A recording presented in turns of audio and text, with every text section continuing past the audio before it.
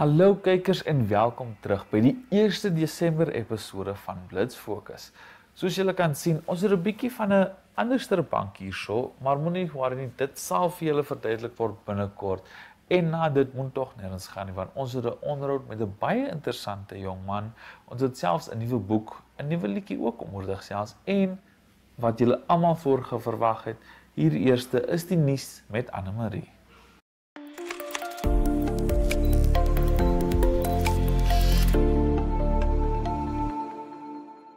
Hallo kykers en welkom terug by Wat is Nuut. Hierdie week se episode en soos wat julle altyd weet saam met my is Anne-Marie. Hallo Hoe gaan julle. dit?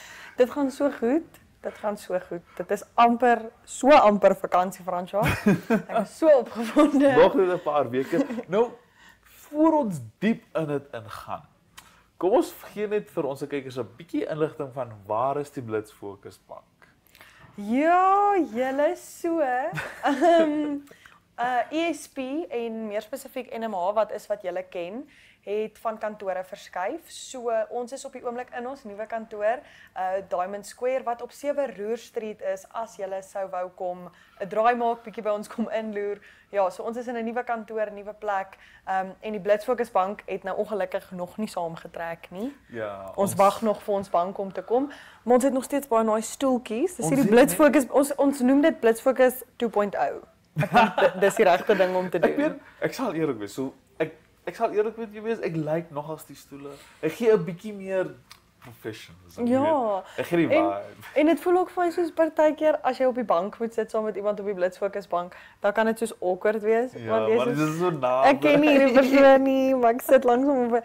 Maar soos hierso is dit net die regte afstand Dit net regte afstand. dat dit professional kan wees. So, ek dink. Ja, nee. Ons moet maar kyk of ons nie hierdie stoele kan hou nie. Ons hoop maar vir die Wie gaan beste. ons moet ompraat? Wie se stoele is hierdie? Ek meen ek besluit is nou ons in 'n so.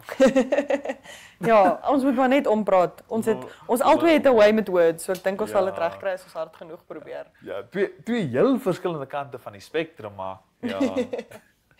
Ja. Ja. Maar ek is baie opgewonde want Natuurlik, final update. Let's go. dis my final update. Eerstens, happy December. Dit is December vibes nou. Ek wou net vir almal dit ook sê. Ek weet ons is al by die 3de. Vandag as Blitz Fokus uitkom, maar happy December. Ek hoop julle is so opgewonde vir die einde van hierdie jaar soos ek. Ek het laasweek met iemand gesels gesê ek vir hulle laasweek was 'n lang jaar. dit was rowwe tye tussen squash en elections en die feit dat ons nog steeds moet koerante uitbring, al is daar En die squash en shows. elections en shows en dit was 'n rowwe week geweest, maar ek is bly dis fyn, ek is bly ons is in Desember. Anyway, back to the topic. To the topic. So Franswa, wil jy weet wie het Dancing with the Stars gewen laasweek? Ek is seker ons almal wil weet. So julle, ongelukkig het my girl Alex nie gewen nie, maar ek is baie bly want Robert Owen het die wen gevat. En dit is eintlik so 'n full circle moment gewees, want okay, 'n bietjie agtergrond. Okay. So Robert Owen se sussie Bindi Owen het saam met huidige beoordelaar Derek Huff deelgeneem aan die kompetisie so 'n paar jaar terug en hulle twee het toe saam gewen. So sy sussie het dit gewen saam met huidige beoordelaar en Whitney Carson wat Robert se partner was, het so 'n paar jaar terug deelgeneem saam met Alfonso. Nou ek weet nie of jy hom ken nie. Ek ken maar Alfonso, van ja. Fresh Prince of Bel-Air. En America's Funniest Videos. Yes. AV. Ja, so hulle twee het saam deelgeneem en gewen. En dit was so 'n full circle moment want toe Robert en Whitney nou gewen het, Alfonso host Dancing with the Stars, so hy kon die trofee aan Whitney oorhandig. Oh. En Bindi was daar om te sien hoe Derek haar partner haar boetie beoordeel en hy toe nou wen op die ou einde. So full Okay. cirkeltjie. Alex het tweede gekom. So dit het my baie gelukkig gemaak want ek het van die begin af gesê as enige een van daai twee wen, sal ek happy wees, maar haar freestyle, kan ek julle net kykers op iets sit, gaan kyk Alex Earl se finale freestyle. Dit was chefskies.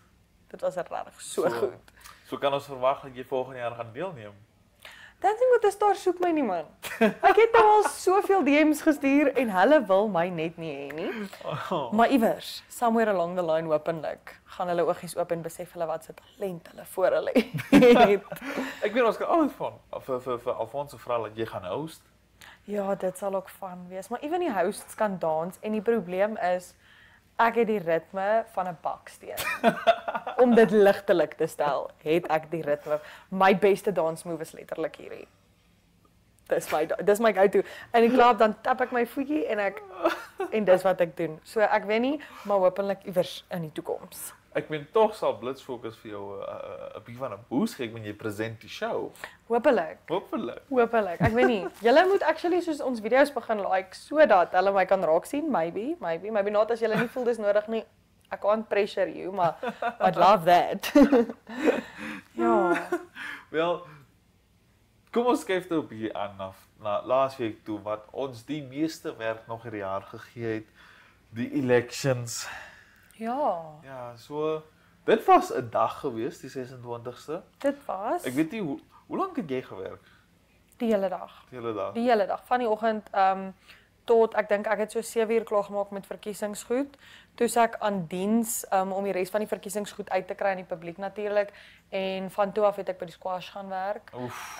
Maar dit was my eie persoonlike skuld want kyk ek is 'n groot squash liefhebber. So ek het eintlik gegaan om te gaan kyk en toe eindig ek op om te werk want ja, maar dit was 'n besige dag. Ek is bietjie teleurgesteld, ek moet sê. Ek het laasweek met Ashwin ook gesels en ons voter turnout hierdie jaar was verskriklik laag geweest. Veral die jeug. Ja, ons het daaroor gepraat en die een ding wat ek en Ashwin nogal opgebring het en ek gaan dit nou maar hier sê is dat ons wil altyd protest, ons wil altyd kla, ons wil altyd daar's te veel potholes, daar's te veel hierdie, maar dan as die tyd kom, dan is ons nie daar om te stem nie. En dit raak half 'n situasie van soos ons moan oor alles, want ons is die jeug, ons is Gen Z. Ek weet nie, is jy 'n millennial? Ek weet ek is in 2000 gebore. Ek ken dit daai goed, sorry. Maar so ons is die toekoms van die land en ons kan op Instagram post go vote, maar as ons moet gaan vote, dan staan niemand nie. So ek is bietjie teleurgesteld. Ja, en dan vir al die election results kan julle dit op al NMA, Republikein, Namibian Sun en Algemene Zeitung se pages gaan kry. Ook Election Watch 2025, daai page kan julle dit ook kry en ons het 'n webtuiste. Ek dink dit is Election Watch. Ons het 'n nuwe page mos oopgemaak. Namibia Elections 2025. Yes. Wat letterlik konstant alles, al die updates is daar, al die eindnommers is daar en alles. Swapo het natuurlik mos nog gewen en alles. Ja. Ek weet groter meerderheid altans. Dit was altans ja. Maar ja, weg van die politiek af. Jy het onlangs 'n interessante storie uitgebring wat ek graag wil 'n bietjie meer oor weet. Dit gaan nou oor die privaat skool wat jy geskryf het, sê of althans jy het geskryf hulle het rasgebaseerde plasings en dit. Ek wil net 'n bietjie meer uitvind daaroor. Ja, so natuurlik weet almal van die situasie wat gebeur het met die DHPS kind en die kind van WAP. Waar hulle met onvanpaste naambordjies en so rondgeloop het en hulle gesigte geverf het en so en ek wil nie te veel daarop hamer nie want dit voel vir my almal verdien 'n tweede kans. Hulle het 'n fout gemaak, hulle het onverskoning gevra en they are doing their penance wil ek amper sê. Soos hulle maak op daarvoor. So ek wil nie te veel daarop hamer nie, maar na aanleiding van dit het iemand vorentoe gekom en met een van ons redakteurs by die koerant kom gesels. En dit was nie die eerste keer nie wat daar 'n beskuldiging teen Windhoek Gimnasium gemaak is dat hulle klasse verdeel gebaseer op ras. En ek gaan stel toe nou ondersoek in en ek gaan gesels eers met Colette Rickert, verskriklike oulike vrou en sy het baie eerlik en vinnig vir my geantwoord en vir my gesê daar is nie 'n manier nie. En ek dink ek kan met eerlikheid sê daar was geen hesitation toe sy my geantwoord het nie. En 'n mens kan in haar oë sien en in haar stem hoor hoe trots sy is op die feit dat Windhoek Gimnasium so inclusive is. En ons gaan toe van daar af en ons gaan gesels met WAP se skoolhoof meneer Kobus en hy het ook met ons gesels en baie eerlik en baie vinnig vir ons verduidelik hoe dit werk. So die twee skole werk op 'n baie soortgelyke manier waar die klasse verdeel word gebaseer op die taal van onderrig wat die kind kies. Wat sin maak. So as jy kies om in die Afrikaanse stroom te wees, dan gaan jy saam met al die ander kinders wat in die Afrikaanse stroom is, al jou klasse in Afrikaans hê. Ja. En as jy kies om in die Engelse stroom te wees, gaan jy saam met al die Engelse kinders in die Engelse stroom wees. So dit is wat die twee skole gesê het. St George's het ongelukkig nie vinnig genoeg geantwoord voordat die storie moes publikasie toe gaan nie. Maar ons het toe met DHPS gaan gesels en wat nogal opvallend was van DHPS, was die feit dat hulle bietjie langer gevat het om te antwoord en hulle antwoord was nie baie oop en eerlik gewees nie. Ja. En 'n mens kan alles daarvan gaan lees in die storie. Ek wil nie te veel uitbrei daarop nie, maar dit was nogal opvallend om te sien hoe die verskillende skole dit doen en om net once and for all dink ek daai allegations te kan tot rus te sit want ja, ons kan allege soveel soos wat ons wil, maar niemand wil gaan ondersoek instel nie en ek dink om die ondersoek in te stel was baie belangrik geweest. Ja. Ja nee, dit is nogal 'n ernstige storie, maar ek is nogal bly dat jy uitgegaan het en dit nou tot lig toe gebring het en alles. Maar dit gesê, ons het nie baie tyd oor die ongelukkig. Ons episode hardloop nou maar vinnig deur hierdie paar tydjies. Ons weet mos nou vakansietyd. Tot Blitsfokus wil klaarmaak en rus lyk. Ja, tot die show wil rus. Ja, Anne, dankie dat jy weer eens soos altyd opkom vir die nuus. Groot plesier. Ja. Ja, en kykers, julle moet asseblief ook nêrens gaan nie, want hierna het ons 'n interessante onderhoud met 'n baie interessante persoon, sou ek sê.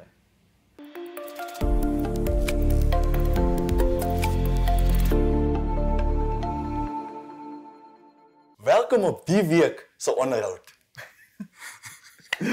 Wel, soos julle gehoor het, dit is tyd vir 'n nuwe episode, 'n nuwe week en 'n nuwe gas vir die onderhoud. Saam met my is Kristen Heckert. Hoe gaan dit met jou vandag? Nee, kan nie kla nie aan jou kant, François. Dit gaan altyd goed saam met my. Nou, Kristen, jy was onlangs deel van 'n span wat deelgeneem het in 'n boek te skryf, as ek reg onthou. Nou, yes. Kan jy vir ons 'n bietjie meer vertel van die boek?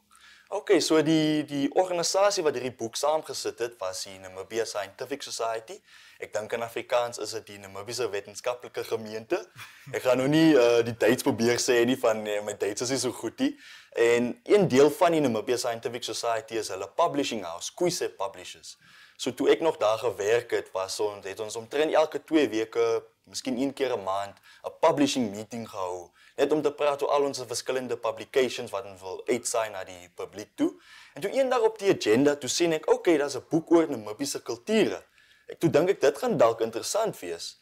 En wat ek hier gesien aankom hier was, aan die einde van die meeting, toe sê die vrouens wat nou die boek sou edit het, hulle het nou gesê, ja, wat hulle wil eintlik doen is, hulle wil sê nou as daar iemand is wat oor die Herero mense skryf, wil hulle actually 'n Herero mens inkry om oor hulle te skryf.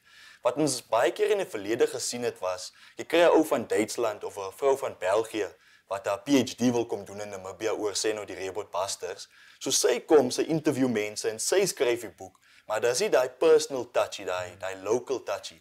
So wat ons wou gedoen het, ons wou 'n boek geskryf het vir die Namibiese mense, deur die Namibiese mense. So dis maar net in 'n nutshell. Wow, ek moet sê dis nogal 'n interessante konsep want baie van die tyd dink mense nie daaraan om daai tradisionele en daai tradisionele view te kry van die mense waaroor jy skryf nie. Yes. Wow. Nou, watse gedeelte het jy geskryf? So ek het die gedeelte op die Rehoboth Basters geskryf. So my pa kom van Rehoboth af. Hy het so bietjie Baster in hom en so bietjie Duits, hence die van Henkert. En my ma kom van Suid-Afrika af. So ek is maar 'n lekker mixture, Lekker gemeng. 'n lekker gemeng, ja. Nou, vertel ons 'n bietjie meer van die Rehoboth Basters in terme van wat het jy in jou boek geskryf? So ek dink die grootste ding is altyd wat ek altyd gevra word en ek dink baie ander mense ook is wat is die verskil tussen 'n kleerling en 'n baster? En baie mense dan sê ag, is min of meer dieselfde ding. Ek weet die ouer mense sal sê nee, ek is 'n baster, nie 'n kleerling nie. Maar baie keer die layman of die mens wat nie regtig weet, jy sal nou dink, okay, nou wat is die verskil? Ja. En daar is eintlik so bietjie van 'n verskil. Ja, okay, albei van hierdie groepe kom van Suid-Afrika af in die dae van wanneer die Nederlanders mos nou Kaap toe gekom het. Maar ek sal sê die grootste verskil is die Rehoboth Basters het gesê, okay, ons geniet nie regtig die lewe hier in die Kaap nie. Die mense is nie lekker met ons nie. Kom ons trek maar boontoe. So toe gaan hulle oor die Oranje rivier, trek hulle so 'n bietjie rond in die suide van Namibia en toe beland hulle in Rehoboth. Waar hulle nou vandag is. Hens die naam is eintlik, as jy praat van 'n baster, is dit eintlik tegnies reg om te sê 'n Rehoboth Baster. So die land en die eiendom van Rehoboth is 'n groot deel van hulle se identiteit as 'n mensgroep. Okay. Dis nogal interessant om dit te leer. So jy so die kleerling is vir die kus en die basters is vir die binneland. As jy so wil sê, ja. Dit is wat ek daarop gefokus het. Ja.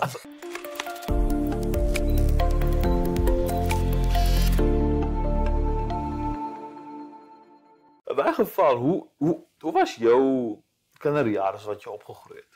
Man, ek sal sê ek is baie dankbaar aan die Here vir my twee ouers en die rol wat hulle gespeel het om vir my op te bring in die man wat ek vandag is. Toe ek jonger was, albei van my ouers is Christene, my pa is Roman Catholic, my ma is nou meer karismaties. So Sondag moes ek in die kerk wees, of by my pa of by my ma. Ek het eintlik gekies om eers by my pa gegaan want die dienste was bietjie korter. Maar toe ek opgegroei het en bietjie volwasse geword het, voel ek okay, maar ek wil eintlik meer ernstig raak oor my geloof en oor die Here. En toe voel ek okay, ek wil daai stap vat om my hart vir die Here te gee. Maar op ander opsigte, ek dink my education was ook baie belangrik. Ek het die voorreg gehad om by St. Paul's College hoërskool toe gegaan het. Ek was die hoërskool se hoofseun in my matriekjaar wat cool was. Wat nog kan ek sê? Ek is lief vir sport, ek het sokker gespeel op skool, ek draf maar nog wanneer ek kan. Ja.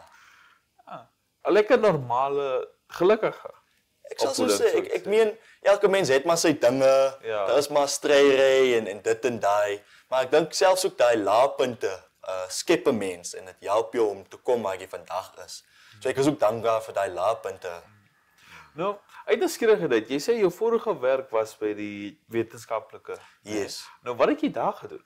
So ek was, my job title was marketing assistant, maar dit was maar eintlik 'n baie spesifieke rol. Ek het eintlik ietsie van alles gedoen. Ek het bietjie die social media geran, ek het gehelp met die publishing house, ek het bietjie admin gedoen, ek het stock takes gedoen, dinge gaan aflewer, wat ook al hulle nodig gehad het ek gedoen, ja. Nou, hoe het dit vir jou ingetrek om te skryf? Ek het eintlik gewag vir daai vraag, so terug na daai tyd nou waar ek nou daai agenda punt gesien het oor die boek. Toe dink ek, okay, dit gaan 'n interessante boek wees as ons dit mos nou skryf. En toe na die meeting, toe kyk een van die vrouens my, een van die editors van die boek. En toe sê sy, jy weet jy wat Christen, ons soek eintlik iemand wat oor die bastards gaan skryf. Toe kyk sy so vir my, toe dink ek, okay, ek weet nou waar sy gaan. Toe vra sy my, wil jy dalk 'n shot gee, wil jy dit dalk try? Toe dink ek, okay, why not, you know? Voorheen het ek nooit regtig so iets geskryf. Ek het my essays en goed gedoen by skool, maar nog nooit 'n hoofstuk van 'n boek geskryf nie. So dit was maar bietjie scary, bietjie daunting, maar toe dink ek, man, why not? Soos hulle altyd sê, fortune favors the brave. You can only but try. So dink ek, kom ek try man en kyk hoe ver ek kom. Ja nee, ek sê definitely staan met daai. Jy gaan ook nêrens kom as jy nie iets probeer nie. Ja. Of jy dit nou kan doen of nie. Ja. Nou, uit nuuskierigheid, is jy van plan om verder te skryf of het jy ander planne vir jou toekoms? Man, ek dink on the side sal dit lekker wees om bietjie meer te skryf. As ek nou dink terug na my skool daartoe. Ek was nie goed met wiskunde en nommers nie. Ek het gesukkel met alles van chemistry, physics, wiskunde, al daai goed. So ons was mos nog op die ou syllabus waar jy nog jou vakke kon kies en so. Ja. Toe los ek al my nommervakke, wiskunde, chemistry, alles gelos. Toe hou ek geskiedenis, Engels, biologie, ek het Afrikaans gedoen as my tweede taal. En ek moet sê ek verkies liewes woorde oor nommers. En ek sal dink ek wil graag weer probeer om ietsie te skryf. Ek weet nog nie wat nie, maar in my private tyd probeer ek hier en daar om ietsie te skryf. Met my studies help dit ook dat ek gereeld essays skryf en so aan. So ek dink dit is 'n skill wat ek kan skerper maak. Ek dink is maar net 'n ding van om met die ding te oefen en daai ding skerp te hou. Okay. Nou jy het nog gepraat van studies. Wat studeer jy op die oomblik? So op die oomblik swat ek teologie. Dis theology vir die Engelse mense. Ek swat nou deur South African Theological Seminary in Suid-Afrika. Wat eintlik lekker is met SATs is alles online. So ek kan hier in Windhoek sit of in China of waar ook al en ek kan sit en my studies doen. Okay. Nou vertel ons 'n bietjie meer van teologie, daai van ons wat nou nie so in dit in is. So om eerlik te wees, ek het nooit gedink ek sal eintlik dit geswat het nie. Ek was eintlik daai ouens wat altyd gedink het, nee, maar die Heilige Gees sal mos nou vir my die wysheid gee en die krag gee om met mense te deel oor Jesus. Maar ek moet sê dit is baie helpful om teologie te swat. Jy kry net 'n dieper background oor die Bybel, oor die Here, oor die verskillende geloof wat ons het, soos hoekom glo ons in doop? Hoekom glo ons in die Heilige Gees se gawes, byvoorbeeld. Maar aan die einde van die dag, ek sal nie sê dis iets wat vir jou qualify nie, maar dit help baie. Okay. Nou wat is jou toekomende planne met jou teologiegraad en alles? Maar die hart is maar eintlik net, ek het 'n groot begeerte om mense te lei aan die Here en om die Here te bedien in een of ander manier. Ek weet nog nie hoe presies dit sal lyk nie. En ek dink net die teologie sal help om daai agtergrond te hê om mense te help om die woord beter te verstaan. So ja, my hart en my waar ek myself sien in die toekoms is maar net om mense te lei aan die Here. Maar hoe dit lyk, we still figuring that out. Nou, sien nou dat jy dit nog probeer uitvind en alles, nee, het jy nou al ooit daaraan gedink om dalk die skrywery daarin te bring? Ek het eintlik, ek meen dis 'n baie goeie punt. Soos in ek wil graag dink ek het bietjie van 'n gift gekry met die skrywery. Ek meen as 'n ou hoofstuk skryf, hopelik is my werk alright. So ek dink ek wil graag in die toekoms ook probeer om hoe kan ek sê Christelike werke uit te saai. Ek het op die oomblik het ek 'n bietjie van 'n blog wat ek nou aan werk. Ek het lanklaas op hom gewerk. Ek moet miskien is dit die motivation om weer ernstig te raak. Waar ek ook net bietjie pen wat ek voel, wat die Here vir my wys, wat ek in die woord lees, skryf ek dit neer en pos ek dit uit. So ek dink dis 'n goeie idee ja, om dalk die twee te meng. Ek dink daar's dalk ietsie daar. Dis 'n beginsel. Ja. En kyk, ek sal nou vir jou sê as ons kykers ken nou al ons hier, ons span, ons skryf articles, ons special editions en alles. En ek sê jou nou dit sal nooit gepubliseer was as dit nie aanvaarbaar was nie deur jou editors. So daar hoef jy nie te stres oor alles of dit goed genoeg is nie, want ek beloof jou dit sou nie gepubliseer was. Exactly. Ja, mense wat gewoonlik sub-editing doen en dit vir boeke, vir articles en dit, hulle is baie streng. So die feit dat dit wel uitgekom het sonder dat dit vir jou gesê was doen dit oor. Ja. Dit het baie goed uitgekom. Ek dink jy staan wel 'n goeie kans. Ek self sal nog moet gaan en die boek lees. Want soos jy sien, dis 'n redelike groot boek en alles.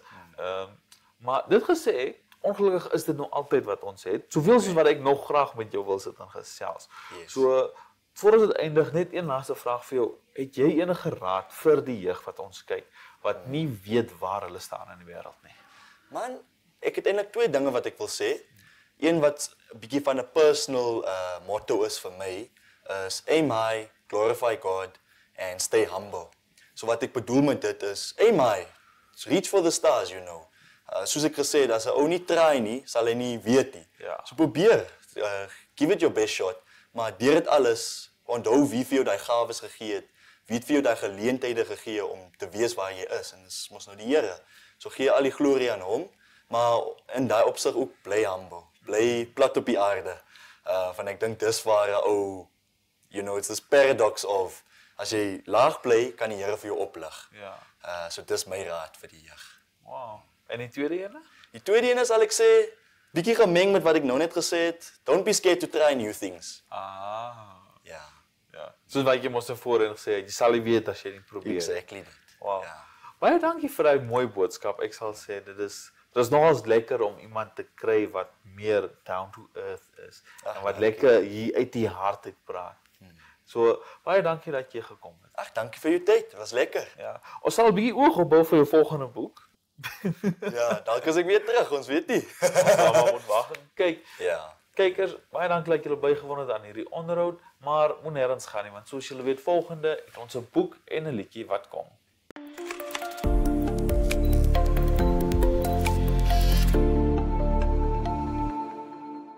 Welkom by Nuut op die Rak, 'n plek waar ink en denke saamvloei en elke boek 'n geheime verhaal oopsluit. Sit terug met jou koppie tee of donker koffie en laat die stilte van die bladsye jou omvul. En kom ons delf dieper in die betekenis agter vandag se verhaal. Pretpark, die 2025 uitgawe deur Jaco Jacobs en Luan Serfontein, vertel die verhaal van 'n stil dorpie, Rustevrede, wat onverwags besoek word deur 'n rondreisende pretpark. Twee jong seuns, Johan en Anton, saam met hul vriendin Karen, is nuuskierig en opgewonde om die park te verken. Hulle besluit om deel te neem aan 'n advertensietoertjie by hul skool om mense na die pretpark te lok.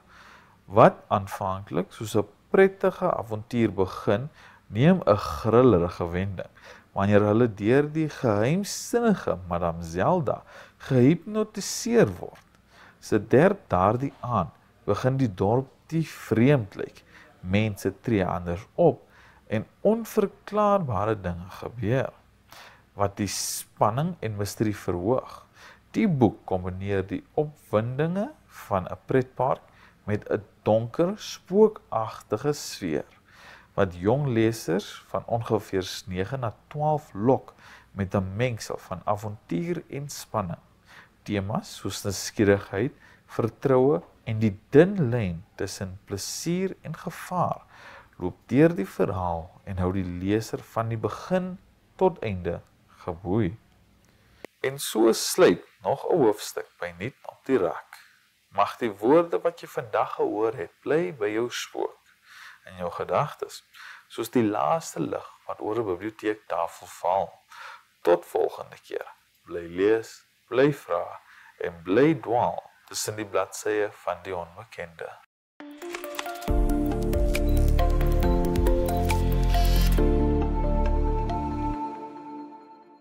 Welkom by Voor 'n Nikoor, 'n plek waar die skaduwees van klank en die diep geheime van musiek ontbloot word.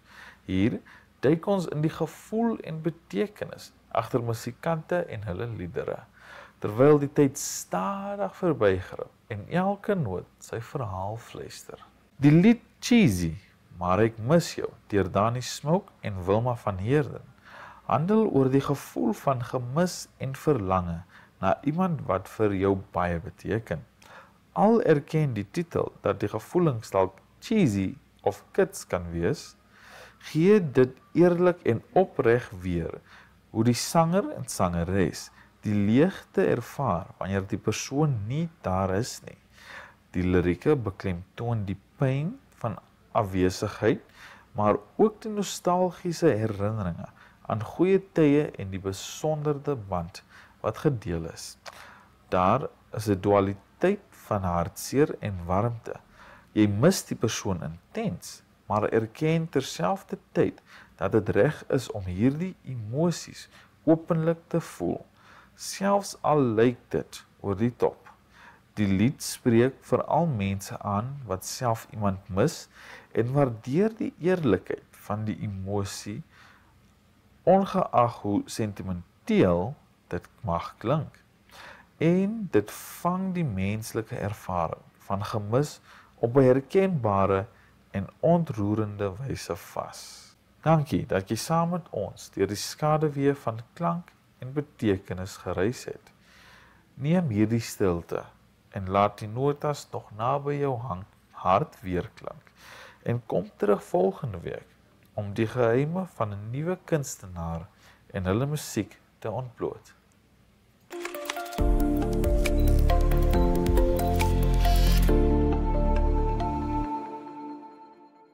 Kykers, ongelukkig is dit nou altyd wat ons het vir hierdie episode, maar baie dankie dat julle saamgekom het met die eerste episode van Desember en ons sien julle weer volgende week, soos wat ons hierdie jaar tot op die einde bring.